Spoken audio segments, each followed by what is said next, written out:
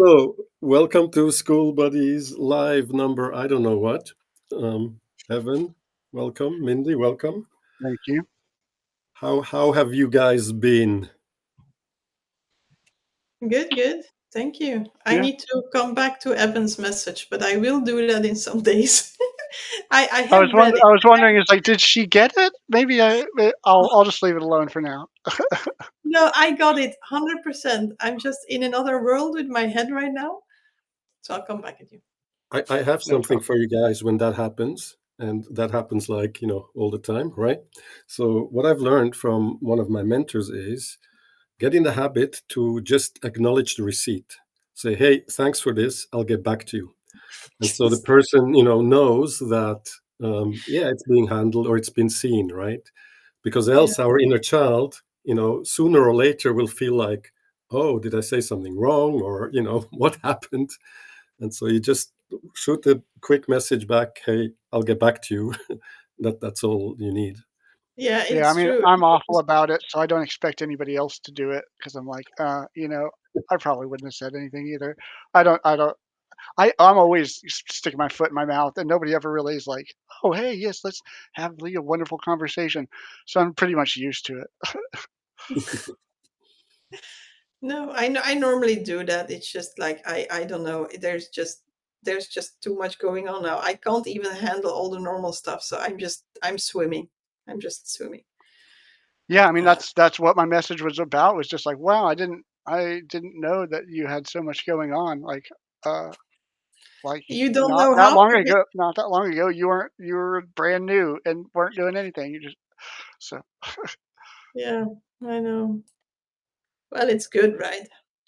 yeah, I'm super impressed. I mean, like me 3 years later, just like, no, it's still not really doing much of anything. They're just poking around and helping people.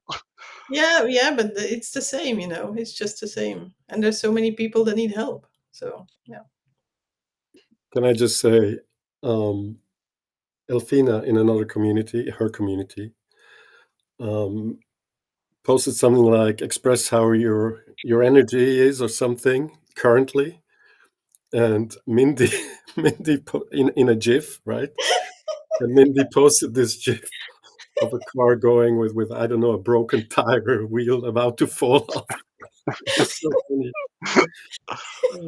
Uh, yeah, you're one of my favorite people. I think you're so funny. Um, you don't I even don't really always you don't think even really try. You just are. So Oh, yeah. And that's why the 90-day video journey, um, It's something I need to do. yeah, but is good for us to come out of our shell and just be us, right? Because literally that's all you have to do, Mindy, is not care what people think and just be you. And like you got the feedback from Evan and myself, you're funny, so it's good. If even funny would pay the bills, it would be so good. Yeah, stand-up comedian. Yeah, no, thank you. I know, yeah, I no, I'm not good at talking for people, so that's not gonna work. Oh my God. Yeah. I think Mark might still be traveling because he was traveling recently, so maybe he won't be joining today. I don't know. Who else is usually here? Tim, Yeah, Tim. Nell, yeah, and Keith sometimes. Yeah, but that's all right. We can have a talk here. I came across something. I don't know. Evan might know this. Um, what I had is I have this old phone of my wife's, right? And we need to offload all the photos. She took like, I don't know, 10,000 pictures in there. And the easiest would be, just USB and transfer. But that port is so worn, it's hard to even just charge the phone and let alone data transfer, right? And so I was looking around, how can you like do that over the Wi-Fi? And there's many solutions, but what I don't want is to go over some third party, right? So I was looking, how can we do this like peer to peer? And after some digging with my AI, I found something called local send. Have you heard of this, Evan? I mean, I use Phone Link for Windows, but not Yeah, whatever you just said. yeah. So, there's so many solutions that work between devices if they're like compatible. But if you have, like one is Windows, one is Apple, and then you have Linux, and one is an old device, one is a new device, right? So this thing, Local Send, first of all, it's open source. It's free. It's a small app. You download it to whatever device. It's cross-platform, works on any device, and it basically creates a mini server, and you route everything over your home Wi-Fi, so you can switch off your internet. It never goes on the internet. It's brilliant. I just fell. It took me some hours to figure this out today, but I just instantly fell in love with this thing. You can now, I can offload everything from her phone to storage without it going anywhere. It's just local. Yeah, that's pretty nice. I mean, I use the Phone Link thing, but it kind of takes forever. And um, I mean, I just have so many files. Like I like Notion because can dump them all in there. But I have like Google Drive and OneDrive, and then my computer. I have like three computers. I got my laptop, and I got my phone, and my desktop, and my work computer. And it's just like I'm always downloading stuff. I'm always taking big like just I don't know when in the hell I'm ever gonna like organize it all. I try like all the time. It's like, wow, they spend like 80% of my time like trying to stay organized, and it's like not working. So, I feel you there. And you have so many versions of everything yeah, everywhere. Yeah. That's one of the reasons why now I no longer record calls, when I have a coaching call with someone, unless, they request a recording or something. I used to record everything, but it takes up so much space. And then, you don't watch it back anyway. And if you do, you find the recording, but then you have to watch the whole thing to just find the specific part you're looking for, right? And so now just transcribing it in text saves so much space. And the text is searchable, right? Yeah. Love that compared to before. But yeah, there's so many files. But the best thing that can happen sometimes is if your system completely crashes and you don't have a backup, and then you just start from new and you're like, That's oh, not good. When you're a photographer, that's not what you want to hear. That is serious. I have still, I think, 60,000 images that I need to edit. And I started photographing in 2014, and I made like, in the, and I don't have anything in the cloud. This is really scary. So I have all these, I think I have 14, 15, 16 on one hard drive. And there I have two copies of that one, because always one is stored at my mom and one was stored in mine in case of I have a house fire or whatever. And then I have the 3 years after also on two hard drives separately. And then I moved to Sweden, and then she gave them with me. And then I made a copy of the two old ones on one new one, because they get old. At some point, they're going to die. And that still doesn't have the last 5-6 years of my photography. And that is stored on a 2 tera that is somewhere. I don't even know where it is. And then I have everything still on my iMac from 2017 to now is on my iMac. And that is like updated every, I don't know what, on the other hard drive that is standing there. So that just makes a copy of my iMac. So it's still there. I don't know how to, I work with Lightroom. mhm. Does anybody know Lightroom? You know. heard, Yeah. heard of it, never used So it. it just remembers everything that you've done with it. Your core images always stay the same. So you always need to update that library and save that library together with the pictures on the hard drive. But then oh my God, this is just one big mess. And my biggest dream is that I can organize it so that I just have a hard drive with my images on, and I have them stored in a cloud somewhere. Yeah. But like everything, not all these different things, and I just don't know where to start. Because you Yeah. have your libraries from Lightroom from all these years. I know where to start. Let's create a community that solves the problem. I don't know how I need to do that with Lightroom. I really don't. I get stuck, and then I just give up because I don't know how to do it. Yeah, I But mean nowadays, they've got some pretty good AI things that I've started using. Yeah, I mean that when I first heard about AI, I was like, finally started like sicking it on all of my like here, watch all these videos and figure out like what the hell these things are and tell me.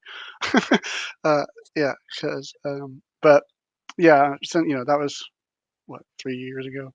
Um, and yeah, now they've come a long way, but it's still just like, what do you do with it all?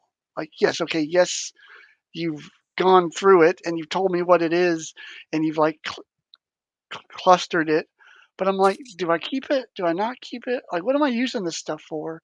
And I can't bring myself to throw it away. I'm like, oh, well, now I'll write content for once on all this stuff that I'm like, oh, this is all the things I'm interested in. And yes, look, here's all my psychology stuff, and here's all my mathematics stuff. And of course, I didn't do that either. So, Oh. with photographs, though, nowadays, isn't there software that uses AI that, like, goes over all your photographs and then groups them into these are flowers and these are wolves? No, you don't want that. No, you No, can't. No, I have everything organized. I'll pay a photographer for that. Well, we have something, and it's called Lightroom. It's fantastic. So that is the thing that organizes your pictures, and you Okay, never open any other folders anywhere. You always open everything through Lightroom. So if you move stuff around there, don't move it on your computer because Lightroom is moving it on your computer. So no, I have everything organized per seasons in years, and I add like how do you say that? I add tag words to stuff that I think that is important. With the pictures that I have already edited, there's still 60,000 waiting for me. But there will be a winter that I will have time. I all said right. that before I moved to Sweden, and I live here 8 years now. Hasn't happened. Welcome, Keith. Hi, how's it going? It is going well. We were just talking about organizing all the files we have everywhere in our computers and devices, and yeah, how do Yeah, you organize that? what'd you say? How do you organize files?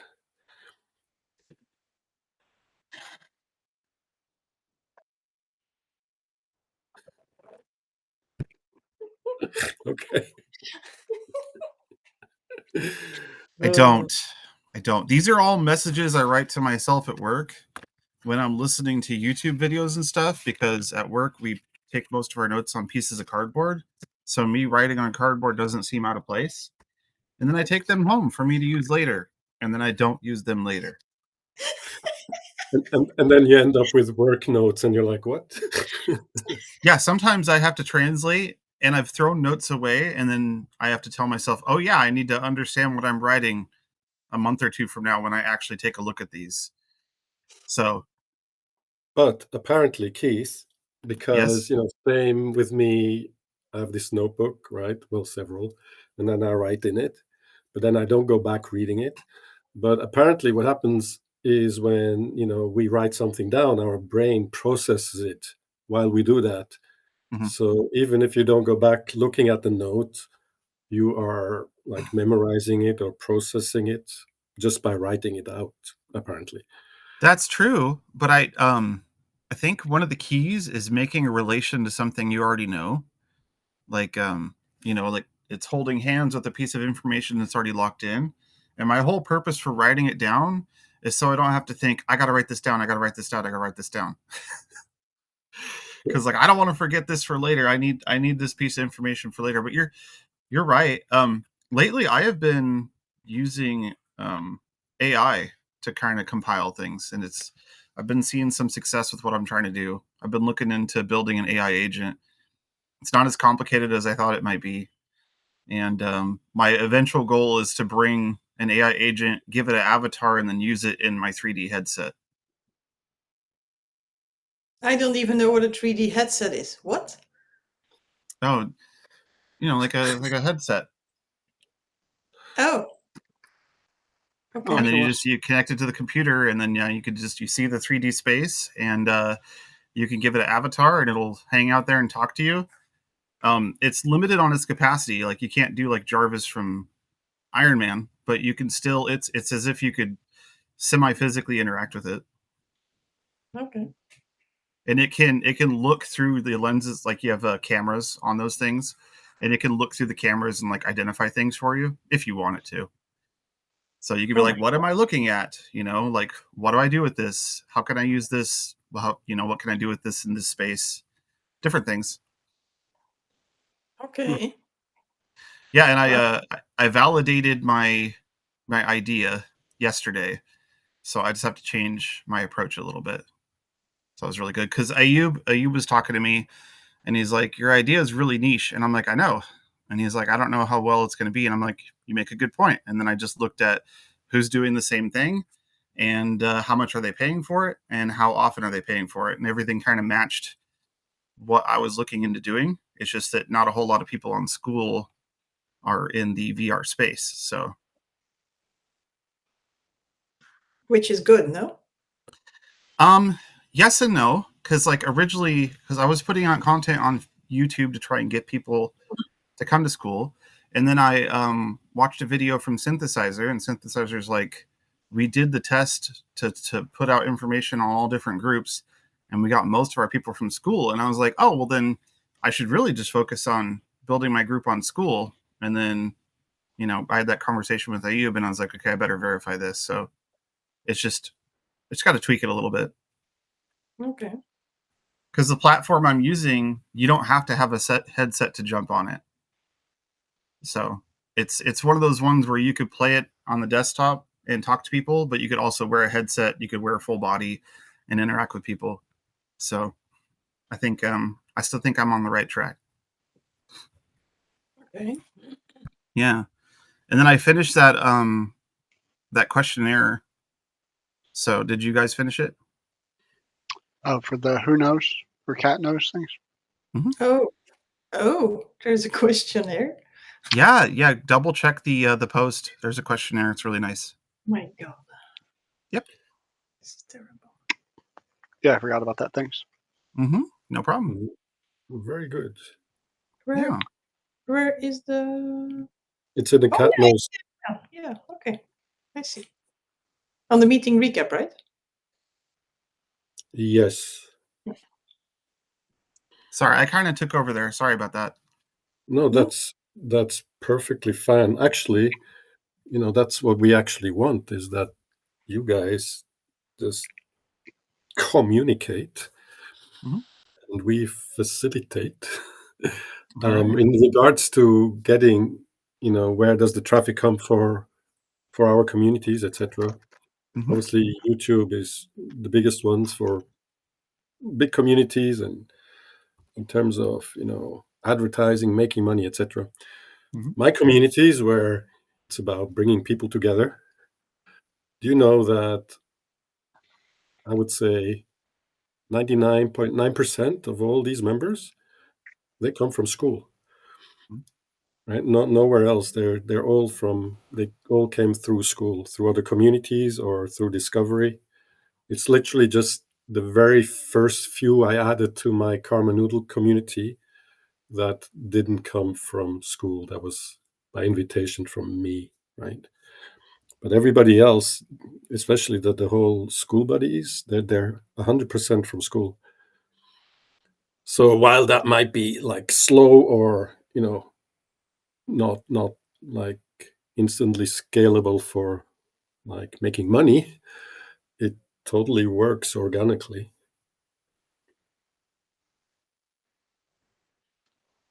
Yep. Yeah, I feel like it's hard to monetize the people on School, but like yeah, like monetize the people that are already on School, and once they're in your group. Um, but in comparison to people outside of School who like don't really know that like, oh, okay, well, hey, there's a billion of these school groups. I thought I was getting something special here. Let me buy this one or pay for this one, and then you get on platform and realize that there's like, wow, there's way too many groups here. Like, I can't be buying every single one of them. So, uh, yeah, then you really have to win people over. Something interesting I just saw is this scenario, and you can probably relate to this in other areas. So I have this friend from before. He goes, "Hey, did you know so and so opened a school about AI?" Right? And I'm like, "Yeah, I'm aware. You already told me about that." And so I go check again. And so meanwhile, that school is up and running, and that mutual friend invited people, right? And then I go through his follower list, and there I spot people I know from, a few years ago.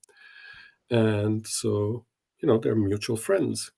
And so I open all their profiles, and all of them joined when that person invited them to their community, and there's zero activity. And now they have a school profile, which to me translates this friend who opened his AI community, opened the community, but completely missed, struggled with, like we all do, onboarding the people. Right? They have an account, but now they have an account, and they're like, check the community, and they're like, yeah, that's not for me, and zero activity on their profile, right? Zero. Just yeah. I found that it's kind of like a waste is the wrong word, but maybe yeah. Now they at least they have an account on School, and they don't have to register. Let's say when I invite them to my community, it's like, yeah, I have an account, ping. So maybe that's the good part about that. Yeah, I mean, 3 years ago, like I joined one group and was like, School was just brand new, never heard of it, and yeah, I mean, I was like, "Oh, this is cool, I guess." Like, all right, yeah, I got a classroom. And I was there for like a day and a half, and then I abandoned it. I was like, "Okay, like I'm never gonna get anywhere with this." And so yeah, like then 3 months later, I found a guitar class thing, and it brought me back to School. And then I spent like a lot of time on that one. I was like, "Oh, okay, I kind of like it here." And then I was like, "Okay, well, I learned all the guitar stuff." And then 6 months later, I found another thing and it brought me back, and then ever since then, I've been like, "Okay, like, School's a place to be." But it took me three times before it was like, "Wait, what is this thing? Like, what even was that site called?" I couldn't even remember it once, like, once I'd moved on. The thing I'm thinking about is for a good reference point. So, like, even if you get a bunch of people that aren't active, this is something synthesizers brought up too. You only need like 10 core members to keep a group going, even if you have thousands of people in there that aren't necessarily active.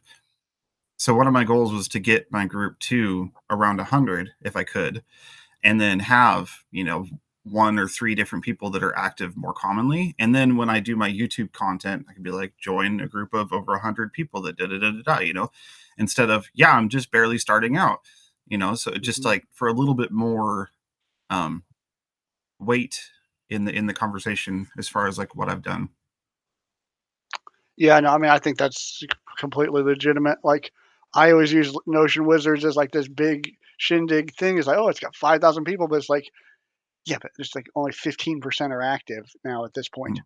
15% out of 5,000 is like, yeah, not very much. I mean, I know how to do math, but yeah. So, uh, yeah. So I mean, but it's not like my fault, right? I mean, like, hey, like I've been there since the beginning of it, but like it's not my community. I've put a bunch of like effort in because it's like, hey, I love this place and I want to make it to something, And then, but like the owner guy's like, yeah, I mean, I'm not, you know, paying attention to this. I'm too busy making money. I'm like, okay, well, like, so, yeah, but now he just kind of recently turned it back over to me, or turned it over to me after 3 years of me being like, can we do something with this thing? Can we do something? So now I'm trying to figure out how to like reactivate, 5,000 people or whatever.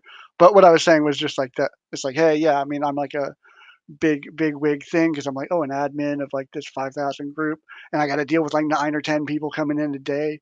But it doesn't really matter because like if I don't do my job, like whatever, they just become one of the other, 4,000 people that aren't doing anything. So it's more of a giant experiment for me.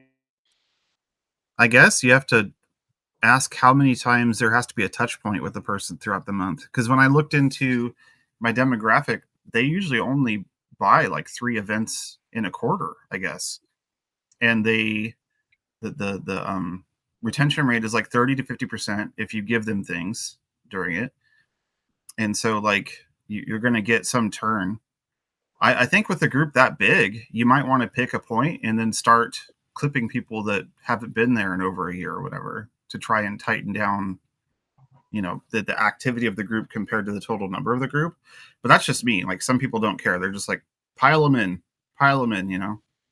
Yeah, I mean, at this point, it's probably just pile them in because they're all on his mailing list or whatever. And Yeah. I mean, Notion's one of those products that's like, oh, this looks really cool, and then it's like, this is way too much. I'm not dealing with this. So Mhm. like the abandonment rate is pretty high. Um, and so, but Chris's course is really great. And so like if you get through to a certain point, then it's like, okay, you're like Notion for life. But yeah, so like for uh, during the 3 years that I've been managing it, it's like, yeah, I've just been kind of playing around with like, okay, how do I get people through to hit that point? Like what kind of hand holding do I need? Do I got to like DM them and be like, yes, okay, do this? But I mean, I have tracking points like at every step where it's like, okay, did they do this? Okay, cool, yeah. Did they do that? No, no, no, but they did this thing.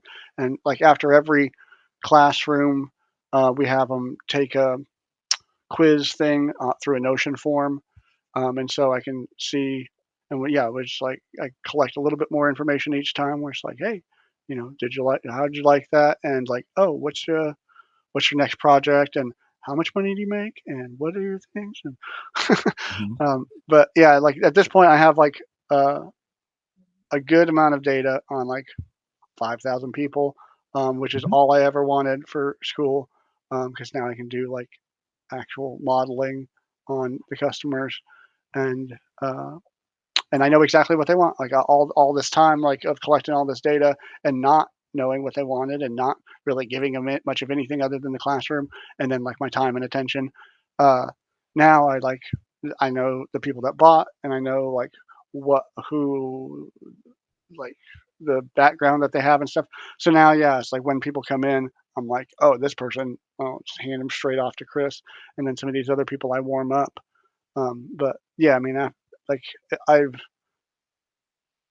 yeah, I mean, that's what I used to do for all these corporations or whatever. And I was like, oh, I could totally do that for people on school, but like they don't make the data collection easy at all, and so you have to put all these like little like checkpoints along the way, and you got to use Zapier, and you got to like Mhm. go manually track it all. But yeah, I That's think the cat nose thing will really help with a lot of that. Sounds like it, yeah. That I would wonder, what kind of angle are you taking as far as integrations, like new integrations for Notion into other technologies? What do you mean by that exactly? So, like what Zapier does, right? But people are using, or they're starting to transition to AI and using different forms of AI to do, like, to basically take these different businesses and scoop them all together to get one function. And there's a lot of hype on that. Whether or not people are actually doing it, there's hype and interest. So, are you doing anything to try and collect on that, or Yeah, is it just yeah. like only focusing on the people in the group currently? Um, well, no, yeah, I mean, like with Scoot CRM, Garrett's thing, you can Mhm. now easily scrape all the members in a community. And so I can like now I've got this one and Path of the Dragon and Sam's in the game and Notion Wizards and I should probably do synthesizers for that matter. I think I've done Goose's group. But yeah, so now I have like what 10,000, 15,000 people, um, at least just in my database. And so then I run them through Clay, which adds more like it's kind of some of their like professional background information and things like that.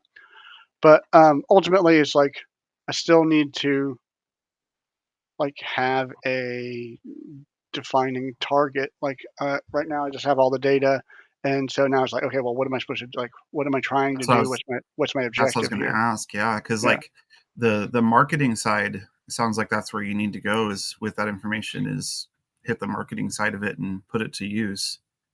yeah, but Whether you for what? Like, I mean, like, I guess, I mean, I'm Well, trying I to mean, figure out. you could use it to sell it to individuals. You could sell the information directly to other businesses that are in the same niche and area. Um, you could use like there's a few different marketing ideas you could use it for. It kind of depends on what service does he offer that you're handing people off to him, and then how could you market that to hand more people off to him? Might be the best way to go since you're already in that pathway. That's something you're already doing. Just do more of that. So what would you need to make that happen? Oh, nothing. I mean, I could do that, no problem now. And that's kind of like what like he kind of showed back up and was like, hey, yeah, like I'm happy to give you more rain or whatever. And so he just announced me. But yeah, like now with tiers, that's what brought him back. Was like, oh, tiers. Here, now Mhm. I can make money over here. Because ascending people before was going to be difficult, but here, if you have the pool of people and they can ascend naturally rather than like having to push them over into another community. Um, but yeah, no. So now it's going to be more about reactivation. That's our big objective. Is how do I? So that was why I went and scraped everybody's socials. So now I can go get them back from their social places and bring them back to the school community and then hand to hold them. I have a whole like onboarding path mapped out. So yeah, so hey, reactivated, and then I'd like to get to like level of engagement um, on the members, and that's what Cat knows is really going to help with because getting the level of engagement, I couldn't figure it out, man. It's like when I got to go like look at every single member's uh, So stuff. that's kind of what I was going with. How often do you populate wins? Like if you get somebody who accomplishes what your service is offering, how often do you post about that win? Well, right now, yeah, right now I'm like I did in the past. I've done a bunch of experiments. Right now, it's just been super dead for like a really long time, That's and what I so was meaning about marketing. So if you're posting a win and it's not relevant to what they want right now, they might look at that and be like, "Oh, it's nice," and then not care. But if you can relate that win to what is relevant in the now, it should be easier to get people's attention. So that's what I meant by like using the information you have, use what people are really interested in right now, and pull them back through. So like if they're already searching for information on things that are connecting with Notion and it's these particular things, I don't know. I don't know the information. But say it's these five over everything else, then post about those five so that make it easier for them to search your school group rather than searching Google. mhm. Because it's a group they already trust with information.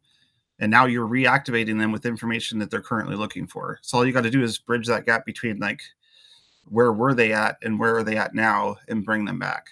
Yeah, and that's what I need to do is yeah try and figure out like yeah I mean have they abandoned it completely or if they're still using it then like how what level are they at now? Um, you were talking about AI agents. Notion is now like at the forefront of AI agents because they like have this environment, right? I mean, you can build anything in Notion and organize all your data and your app, like create your own apps in it. And so like ultimately you can create an environment for your AI agent to live in and process and like understand. And then also it like connects to Claude through the MCP, and now it can just like hear it, like, go search everything, or here, just build a new database, build a new universe. It's pretty amazing. And you can like, Okay. I've trained it enough to where it'll run for like 20 minutes straight because I'm like, don't come back to me until you're done. And it's like, here, make a checklist and go through the checklist and review the checklist. And then here's like your success criteria. And I don't want to hear from you at all until it's all done. And it's like, it'll like do it for like 20 minutes straight and be like, oh, damn, you just built a whole universe for me. So Thanks. let me ask you something. I'm going to bring back something you said earlier. So people tend to turn away because it's too much, correct? So Mhm. if you have a system where you can input a prompt or whatever that would be, what you just described doing, you're like, okay, I'm going to show you how to do this. You input the prompt, and then this is what it gives you. And then in the process of what it gives you, it gives them a very specific readout rather than, because I've used Notion before. It's huge, it's massive, it's confusing. But if you could just set it up to where it's just like a simple sheet of information and everything else is in the background, because that could do two things. It could bring them in and show them that it's actually easy to get the information, and then also whenever they need to do like a major update, they might think it's easier to come back to you and have you do the update rather than doing it themselves. So it's like they like the information, it's so easy to use, and then the cost and difficulty of just having you do it is a lot better than them worrying about it themselves, and so they'll keep coming back. Yeah, I mean, I'm about because nobody's doing the AI agents right. I'm like light years ahead of most of the other Notion people, and not even knows how to do it yet. So it's like now's my chance. If I'm ever going to do anything, it's like, hey, I'm at the forefront. I really need to make some content about it, or at least like put my AI agents on Gumroad or something. Because like, yeah, what I've had them do, I haven't like I've looked at YouTube and stuff. Nobody else is like I mean, I've built entire worlds and then just like destroyed them and been like, all right, let's try it again. Here, like build 50 databases and tie them all together and then populate them. Um, so Okay, that sounds great. How's it going, Karen? I'm sorry I'm late. I had an appointment. Couldn't get out of. Glad But you I made missed it. you guys. It's been a while since I've seen you, so I wanted to make sure I got here today. uh, uh, Nice to have you, Karen. Tell us about your new community. I'm really excited for that one. I don't know what's wrong with me. Like I don't have enough to do in a day. I just kept rejecting like a lot. There's you have to have two things to be in school hers, which is be a woman and own a school community. But I was declining 4, 5, 6 requests a day from women that were saying like, I'm almost there, I really want to, I just need to find a name. And they were saying things like, I just have to build out film all my videos. And like so in their minds, they weren't doing it because they had to do this huge thing before they could launch. And I was messaging everybody back and saying like, don't do that. Like you're going to change it anyway. So I said, it was like 11 o'clock at night. And I was like, oh, I have a good idea. I'll just do this. And then I spent too many hours putting it together and launched it without giving it much thought. So, well, once I came up with the name Preschool Hers, I had to do it. And then it's there's like, and then everybody that I declined, I just sent them a message saying, hey, I made this group, jump in. And so there's about 6 or 7 people in there now. Like right now, this morning when I got up, I had five requests for school hers, and none of them have a community. So I'm going to add them, but I had a bunch of there's like 6 or 7 people in there, but they're just kind of like, I'm kind of having to like, come on guys, this is what you wanted, like let's go. So it's and I said to, because a bunch of my regular people were like, oh, we'll join to encourage, and I said no, I want them to see the beginning where it's awkward and empty and you don't know what to do, and so they can go, oh, okay, when I'm there I can see this is normal, you know. So but it's fine. And then I figure, well, it's warm leads for school hers. It's not me just throwing people away and hopefully they come back.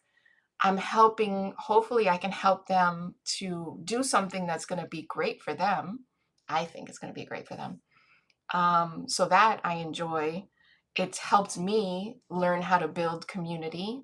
And then hopefully, like I built out a little classroom, and then I have at the bottom of each one, if you use this link to create your school, which is my affiliate link, then I'll give you 3 like free one-on-one building brainstorm whatever things. So let's see. We'll see how it goes. So I have a I think, question. yeah, go ahead. Oh, sorry, Dan. Okay. No, go ahead. So this is a group about starting a group, right? Have you considered, since you just started the group they're in, you could either categorize what you're doing to build the group they're in, or if that's too close to the nose, maybe start another group, like a $9 one, and just go through the process of building that and offer that as a, build with me kind of thing? I'm really putting my focus right now on school hers, because when the tiers come out, I'm gonna monetize that, and I have about 130 women in there right now, so I'm really working on building value in that. Like right this week, we're starting like I called it a challenge, but it's more of like a co-working, because it's something Evelyn Weiss had put out a video on YouTube about how to bring more members to your group. And I wanted to follow it, but I was like kind of dragging my feet on it. I said, well, let me make myself accountable by putting it in the group, and then we'll all do it together. And so I'm really putting a lot of effort into that. The preschoolers is going to be a little less hands-on. It's more of a it's meant to always have low numbers and people to be in there for a short period of time. It's more of a launching pad to school hers. So I don't, and then I have the group that I came here to build, which is, the Good Life, but which I have not been giving nearly enough attention to, because that one is hard for me. I'm very emotionally attached to it. So I'm overthinking every post, every step of it. I'm really overthinking. So I didn't want to keep declining people from school hers, but I also don't want to draw my attention too much to a new thing. Does that make sense? Makes complete sense. Yeah. It's a good idea. Yeah. I wasn't aware of the complete picture, and that does make sense. I even thought maybe as you're processing in these other groups, if you have anything you can record and shove over into the preschool, so they can be like, look, this is my process of what I built, as you built it, and then just leave it be that they can access it and be like, oh yeah, if I build it, I should try it like this, like what she's doing. But if that's too much, obviously you want to focus on the one that is really going to take you to where your goals are. So I think you're on the right path there. Yeah. Well, and I was thinking of doing it, like you say, I was thinking, let me start a Google Doc, and then just kind of every day, what am I doing? And, what worked, what didn't work, kind of the thought process. Because, you do things and you forget immediately, like what you just remember the macro, you forget the little steps. So where are you going to cut the Google Doc? Like weekly, or what was your plan? I don't know. I hadn't really planned that far. It was just because if you cut weekly, then it's something you can push out at least once a week, and it can give something for those members to look forward to and check on. So I don't know what day is your offloading day, but you could just be like, okay, every Wednesday of every week, because for some reason that's when my week ends because of whatever it is. I'm going to put out this document, and I'm going to put it in this classroom file, and you guys can all access it for free, and you can see what I'm doing. And then in the comments, let me know how it's going for you. And then they could talk to each other and boost each other up. And then it's like 1 to 2 posts a week for that group, but it's still, serving the function of the group. That's a great idea. Thank you for that. My week doesn't seem to end. I feel like, I don't know. Do you guys have weekends? I just feel like I'm like at this every day. Mindy? No, I don't. I don't do weekends. Yeah, Monday feels like Monday, Tuesday are my weekend for whatever reason. It's like, oh, my kid went back to school, and it's like, okay, nice, and like, okay, get a little slow down time, and then all of a sudden it's like, okay, there's the rest of the week, and then the weekend is like, oh, then Monday and Tuesday, hang out with Dan and Mark for a little bit, like nice and peaceful. Yeah, I would say my week restarts on Thursday and why is that the because I usually get Tuesday, Wednesday off. And by the time I hit a Youb's meeting on Thursday, it refreshes me for what I need to build usually because he's like, you know, a person that pushes people to get stuff done. So like I'm feeling kind of slumped from maybe I didn't accomplish as much because my weekend was Tuesday, Wednesday. Maybe I didn't accomplish as much. Maybe I didn't figure something out. I hit his meeting and he's like, dude. And then I'm like, oh yeah. And then I start the rest of my week. But I also have to go to my day job. So it's like, okay, well, I got to wait for my next weekend. Dan, you take downtime though. Me? So I just looked at my numbers because I'm mentoring someone and there we're talking about sleep, right? And so my sleep has changed since I've started doing school. So I looked at my numbers because I have an Aura ring since years. And so I compared this year of school. This week, by the way, is my 52nd week. On Sunday, I'll hit 1 year. Thank you. We're so Ground glad that running, you joined. 10 plus activities from day one. I average 100 per day. There's people who have more, but I don't know if they have it from day one. Anyway, so I checked this year with the year before that. And so before school, apparently life was relaxed. And now with school, things changed. And so what I've seen has changed most is that I go to bed later. But in terms of weekend, I still have that discipline. And obviously, for me, a weekend, and for me, it's Tuesday, Wednesday, like Heath, apparently. Obviously, I'll still do my 10 plus activities and take care of little things here and there. So it's reduced activity, not zero activity, right? But it is days off. Tuesday, Wednesday for me is I reduce everything as much as I possibly can. So that hasn't been a problem. The sleep, however, that I need to fix. That has completely shifted. I'm not happy about it at all. Have you looked at Matthew Thompson's what is it No, called? The family screen time? no, I It's haven't. been hugely helpful for me. I've gained a lot of perspective on screen time overall. The only place that I'm still struggling, because I've done completely away with the Instagram and all that kind of stuff. I used to kind of have a TV playing in the background all the time, and I don't have any of that anymore. It's school. School's my only, because the thing is, like, we're working on it and we're also socializing on it and we're also learning on it, and it all kind of bleeds together. But he talks about this concept called drift, where you, like, he phrases it in terms of, if you think of the difference between a swamp and a river. The river has boundaries, the swamp just kind of flows, and that drift is where what gets us. And I completely see that in my life. And that's the thing I have with school, is that my work stuff drifts into just the messing around stuff. So maybe if you put those, like you say, okay, hard out by 8 o'clock or whatever, and then think of it in terms of drift, like, because you're like, oh, let me just check. Oh, let me do this one. Oh, I haven't done my video for my 90-day yet, and then you kind of drift back in. So maybe that could be helpful. Yeah, thank you. Does Susie Yeah, get I mad like that that. you play around at night with it? Say again? Does Susie get mad that you're on it at night? No, because Susie and I have a 4-hour shifted cycle of getting up and sleeping, right? And so usually either when I go to bed normally, I go to bed before her. And now that I've been staying up later, I go to bed after her, right? And so for us, it was never a problem. And also for me, I don't have a problem getting back to it at all.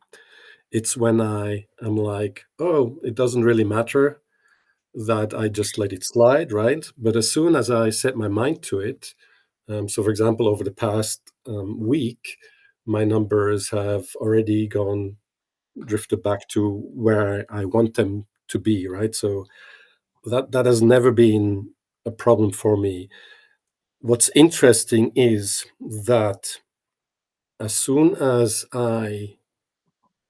because I took a time out of 2 years before I joined Skool, right? And with Skool, I started mentoring people again. And so now that I mentor someone on exactly that, I cannot tell them, look, just do it this way when I'm not doing it, right?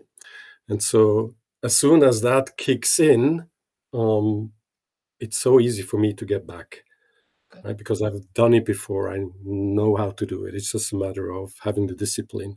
And one thing that I shared with him, and you might have seen that in one of my videos, and some of you might have not, but what happened for me, for example, is that over the past year, my heartbeat, resting heart rate, went up by 2 beats a minute. And 2 beats a minute might sound like big deal, right? But it translates to over 1 million beats in a year, that your heart does more if it goes up by 2 beats a minute. And so that cannot be good, right?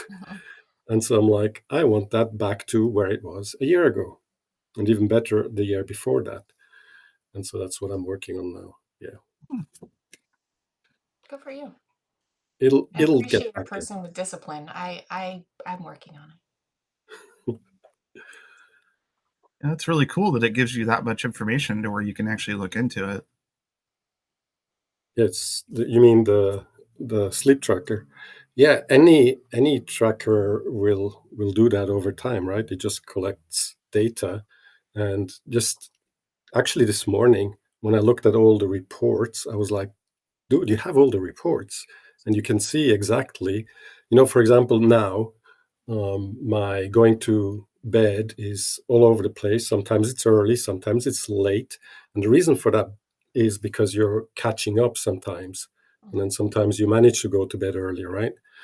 But over that whole bandwidth, the average is 11 p.m.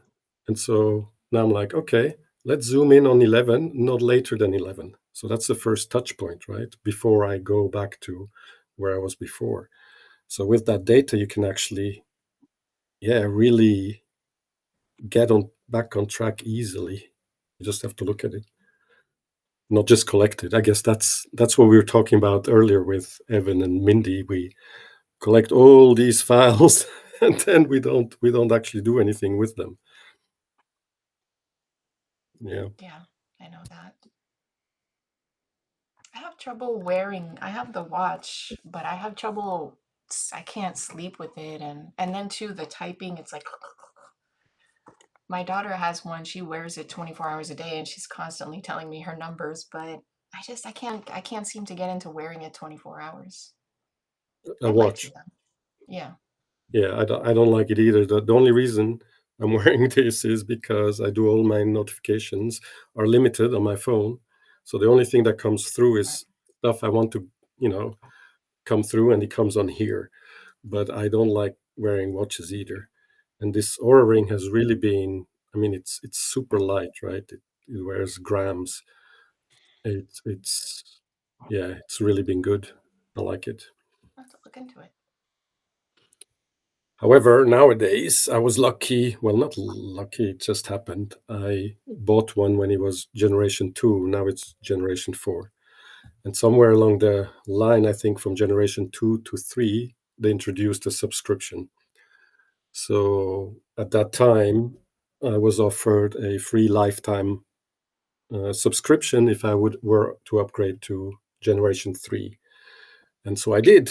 And so, yeah, I can upgrade anytime without that subscription. So if you buy it new now, there's I think $6 a month subscription that comes on top They of. get you. But guys, now that we are school community owners and we're talking about monetizing and all of that, we do exactly the same, right? It's the subscription that pays our bills, right? So That's true. I get it. Yeah. But I'm really happy with it because they focus on sleep and not exercise, right? So many watches, they also track sleep, but they're much better at tracking exercise and all of that. And these guys, they focus only on sleep. So it has a little step counter as well, but that's like a side effect of it. The sleep is really, really sensitive, this thing. That's the thing that I mean, I have the watch for exercise, but the sleep thing, I would like to get more. I've been really working on improving my sleep because I know it's so important for your physical health, for your mental health, for everything. But I'll look into it. We if you guys like, we could do a whole session about sleep because it's one of my favorite topics. I studied that so much in depth because I wanted to get better deep sleep, and then found this whole new universe. I don't know if you've heard about Matthew Walker. He wrote a book, Why We Sleep. Yeah, I'd be interested in having a session about that. I mean, probably We'll won't do do any that. of it, but it'd be good to know. Yeah, we'll do that. We can do that for our next Skool Buddies call. So I'll actually advertise it beforehand and see if some other people want to join too for a session on sleep. I'd love that. Cool. Very nice. Yeah, we went a little bit over time. We started a little bit later, but I need to jump off. Have another call. Yes, This has I been could. nice. Thanks, guys. Thank you. See you soon. Bye. Bye. Sleep next time. Hey, cheers.